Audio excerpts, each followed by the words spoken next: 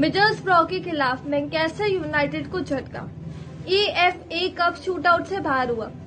नमस्कार, मैं हूं तृष्णा और आप सभी का दी ऑर्डरिंग में स्वागत करती हूं। राल्फ नागरिक ने दावा किया कि मैनचेस्टर यूनाइटेड को VAR द्वारा लूट लिया गया जब उसके पक्ष को चैंपियनशिप क्लब मिडलस्ब्रो के हाथों AFA कप से बाहर निकलने का झटका लगा, जिसने शुक्रवार को 1-1 से ड्रॉ के बाद पेनल्टी पर 8-7 से जीत हासिल की। ओल्ड ट्रैफर्ड ने एंथनी एलंगा द्वारा बार के ऊपर स्पॉट किक करने के बाद रमनिक की टीम चौथे ड्रॉ में बाहर हो गई। स्वीडिश किशोरी एलंगा किसी भी टीम से शूट आउट में चूकने वाली एकमात्र खिलाड़ी थी, जिससे फॉरवर्ड ने अविश्वास में अपना सिर पकड़ लिया क्योंकि मिडलस्ब्रो में अपनी शानदार जीत का जश्न मनाया। जाडोन सांचो ने पहले हाफ में यूनाइटेड को आगे रखा था, लेकिन मैट क्रुक्स ने इंटरवल के बाद एक विवादास्पद बराबरी हासिल कर मिडलस्ब्रो की यादगार उलटफेर के लिए मंच तैयार किया। दंगल मार्टमोर द्वारा सहायता प्रदान करने से पहले गेंद को अपने हाथ से नियंत्रित करने के बावजूद क्रुक्स के गोल को खड़ा होने दिया। रमनिक ने कहा कि हमने एक लक्ष्य स्वीकार कर लिया जो मुझे समझ में नहीं आया कि वह क्यों खड़ा था। उसने इसे अपने हाथों से नियंत्रित किया। जिस क्षण उन्होंने गोल किया, निष्पक्ष था कि VAR इस लक्ष्य को खड़ा नहीं होने देगा। यहाँ तक कि मिडलस्ब्रो के बॉस क्रिस वाइल्डर ने भी सोचा था कि लक्ष्य को खारिज कर दिया जाएगा। उन्होंने कहा कि मैंने सोचा था कि ये सीधा हेडबॉल था। मैंने सोचा था कि इसे 4-54 किया जाएगा और खुशी है कि ये नहीं था। AFA कप जीवित है और लात मार रहा है। क्रिस्टियानो रोनाल्डो यूनाइटेड के लिए पहले हाफ स्पॉट किक से चूक गए थे, जो अब अपने पिछले 8 पेनल्टी शूटआउट में से 7 हार चुके, जिसमें विलारियल के खिलाफ पिछले सीजन का यूरोपियन लीग फाइनल भी शामिल है।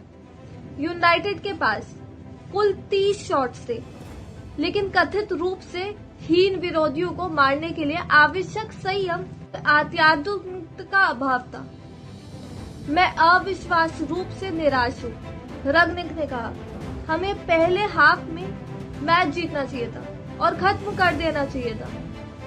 क्रॉस पर पोस्ट, मिस्ड पेनल्टी और कई मौके, ये 2-0 या 3-0 होना चाहिए था।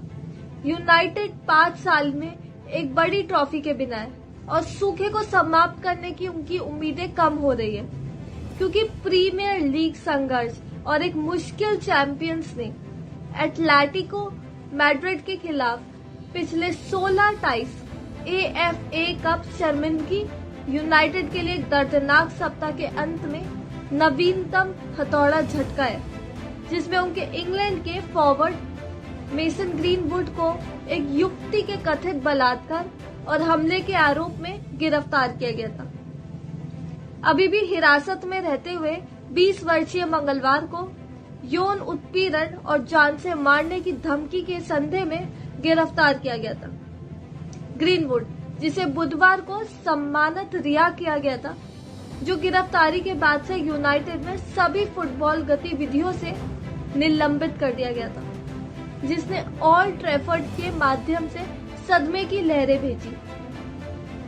वाइल्डर ने शेफील्ड यूनाइटेड के साथ ओल्ड ट्रैफर्ड की अपनी अंतिम यात्रा में 2-1 से जीत हासिल की।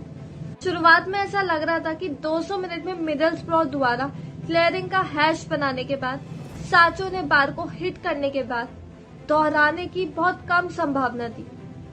पॉल पोग्बा जांग जैसी चोट से उभरने के बाद 2 नवंबर के बाद से यूनाइटेड में अपनी पहली शुरुआत कर रहे थे और फ्रांस में मिडफील्डर में 20वें मिनट में पेनल्टी जीतकर अपनी वापसी की घोषणा की।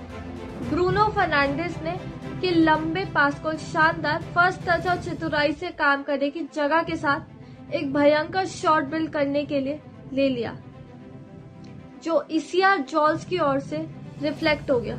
मिडलस्ब्रो ने 64 मिनट में उनकी बराबरी। इससे पहले यूनाइटेड एक आदमी के सन्नाटक दूर की चौकी पर नेट पे पास करने से पहले ये मानते हुए कि लक्ष्य को अस्वीकार कर दिया जाना चाहिए, यूनाइटेड ने विरोध करने के लिए रेफरी एंथनी टेलर को घेर लिया, लेकिन VAR ने इसे खड़े होने की अनुमति दी क्योंकि पिछले साल पेश किए हुए एक नए नियम के तहत अपराध को आपत्तिजनक माना गया था। फर्नांडिस ने बढ़त को बाहर करने का एक सुनहरा मौका गंवा दिया। उनके सामने खाली नेट गोपिन के साथ पोस्ट के खिलाफ शूटिंग की। यूनाइटेड ने अपना संतुलन खो दिया था और एलंगा को फॉलमैन के रूप में समाप्त होना तय था। शुक्रिया दोस्तों, ऐसे ही देखते रहिए हमारे चैनल, लाइक और सब्सक्राइब कीजिए। धन्यवाद।